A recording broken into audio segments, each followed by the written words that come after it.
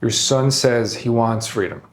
He fights every rule, resists every structure, wants unlimited options. But watch him closely. He can't get out of bed without checking his phone. He can't focus for 10 minutes without a dopamine hit. He can't make himself do anything he doesn't feel like doing. That's not freedom. That's slavery.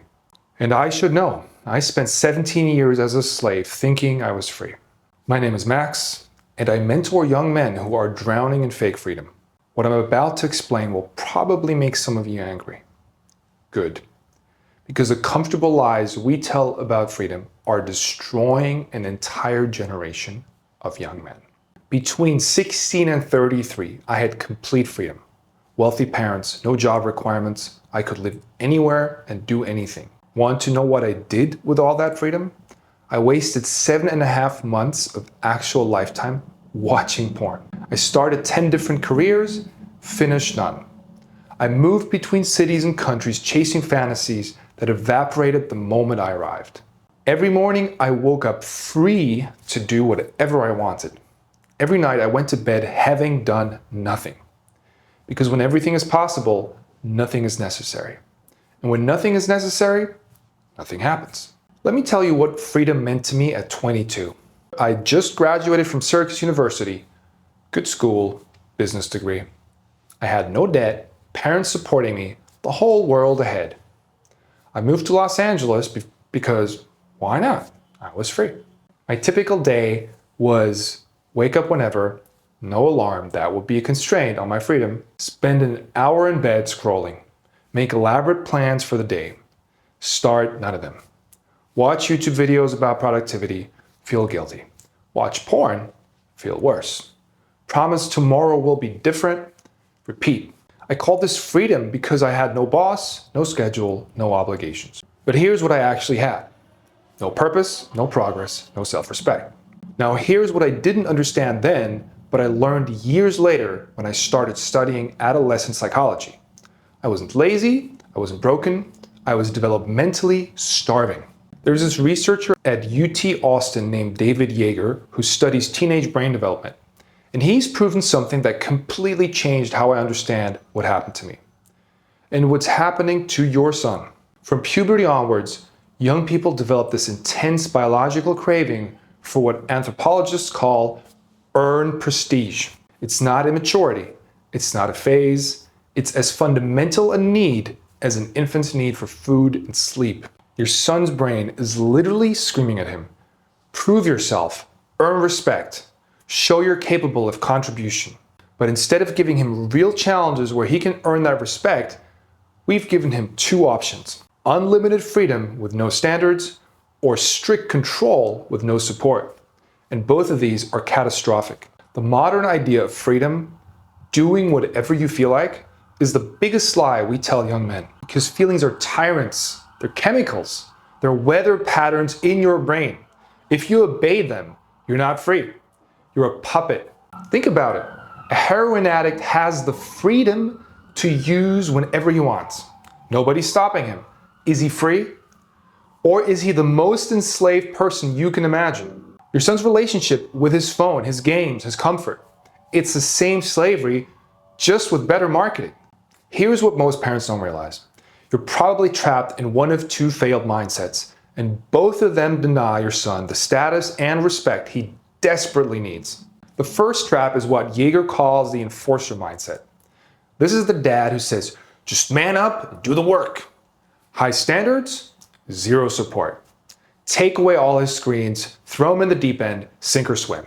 If he was a high performer, he wouldn't need help, right? Wrong. This creates anxiety, shame, and rebellion. Your son interprets your enforcement as disrespect, as you communicating that he's not worth investing in. And teenage brains are hypersensitive to disrespect cues. It's not drama, it's biology. The second trap is the protector mindset. This is usually the mom who says, he's just not ready yet. He's been through so much. He's so anxious. So we lower the standards. We shield him from challenges. We prioritize his emotional safety over his growth. And this is just as devastating because now we're communicating something even worse. I don't believe you're capable. We're treating him as incompetent. And deep down, he knows it. That's why he can't look you in the eye. What your son actually needs, what I needed at 22, is what Jaeger calls the mentor mindset. High standards and high support. Real challenges that matter combined with the scaffolding to succeed. This is the framework I use in my program. When I work with a teenage boy, I'm not his buddy and I'm not his drill sergeant. I'm setting standards that take him seriously as someone capable of astonishing contributions while giving him the honest guidance to actually get there. Let me give you an example of how this works in practice. In week 2 of my program, I have boys do cold showers every morning. Not because cold water is magical, although it kind of is, but because I need them to prove to themselves they can override their feelings with their will. But here's the key. I don't just tell them, do cold showers. That's enforcer mindset. And I don't say, only if you're comfortable with it.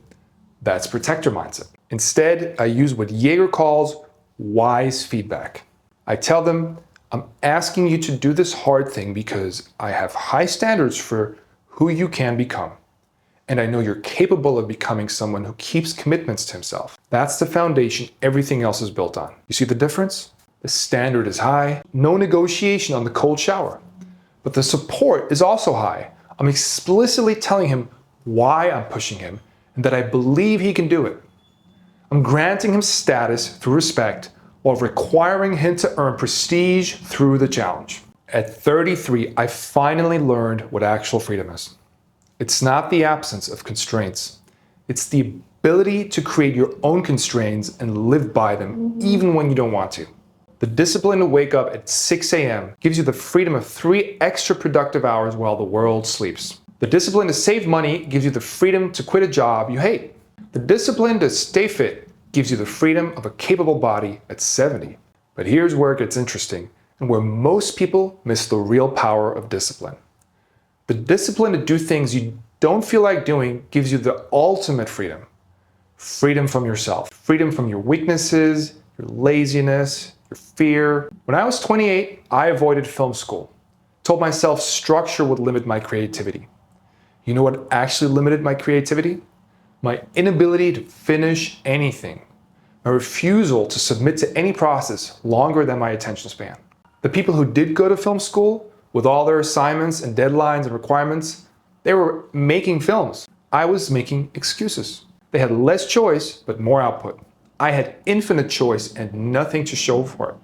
This is what your son doesn't understand and what I teach in every single week of my program. Discipline isn't the opposite of freedom. It's the price of freedom. Every constraint you choose is a freedom you create.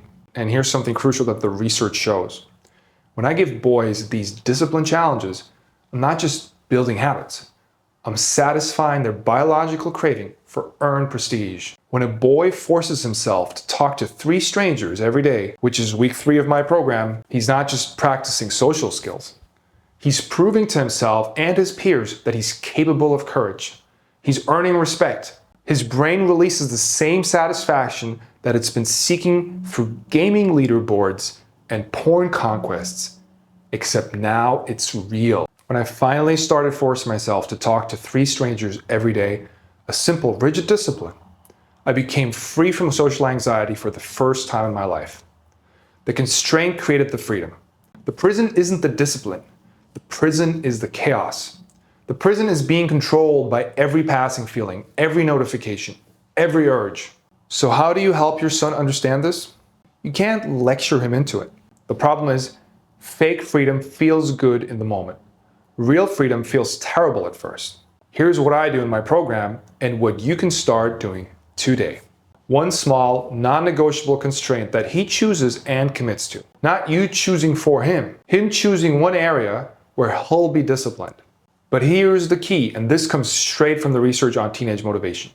It has to be specific, daily, and binary. Either he did it or he didn't. No gray area. And you have to tell him why it matters in terms of contribution and capability, not just for his future. Not, I'll exercise more. That's nothing. But I'll do 20 push-ups every morning before I check my phone. That's something. Not, I'll eat better. But I'll eat a real breakfast before noon every day. Not, I'll be more social, but I'll have one face-to-face conversation with someone new every day. The magic isn't in the specific discipline. It's in keeping a promise to yourself when you don't feel like it. That's where freedom begins. The moment you override your feelings with your will. And here's what makes my program different from every other mentorship or therapy or boot camp out there. I combine these high standards with high support and with brotherhood. Because Jaeger's research shows that belonging isn't something you give teenage boys to make them feel better. Belonging is something they earn through competence and contribution. In my program, boys don't just get participation trophies for showing up. They earn their status in the brotherhood by completing challenges. And that earned belonging, that's what changes their identity permanently. When I was your son's age, I thought freedom meant nobody telling me what to do. Now I understand freedom means being able to tell myself what to do and actually doing it. Your son is probably scrolling TikTok right now, free to watch whatever he wants while being completely enslaved to an algorithm designed by people who understand his brain better than he does. It's not freedom, that's the matrix. Here's what I want you to understand. Your son's resistance to structure isn't strength, it's fear. He's terrified that if he commits to something, really commits, he might fail. So he maintains this illusion of freedom where he never really tries, so he never really fails. But that's the ultimate slavery, being controlled by fear of finding out who you really are. The journey from fake freedom to real freedom isn't easy. It requires someone who's walked that path, who understands the resistance, who knows exactly why discipline feels like death when you've been enslaved to comfort your whole life. But it also requires someone who understands the science, who knows that your son isn't broken, he's developmentally starving for earned prestige. Someone who can combine high standards with high support instead of choosing one or the other. I wasted 17 years on fake freedom. Your son doesn't have to. But he needs guidance from someone who's been in that prison and found the way out. Someone who understands that the path to freedom isn't through more options. It's through chosen constraints that grant him the status and respect his brain is desperate for. I'm building a community for young men ready to choose real freedom over comfortable slavery. And for parents who want to understand why their sons are fighting so hard to stay in prison and what actually works to set them free. The link is in the description. Join us, because every day your son spends in fake freedom is a day of real life he'll never get back. I know, I counted mine. 7.5 months watching pixels on a screen while my actual life disappeared. Your son deserves better, and deep down, he knows it. He just needs someone to show him the way out, not by lowering the standards or removing the support, but by granting him what every young man has needed since the beginning of time. Real challenges that earn real respect.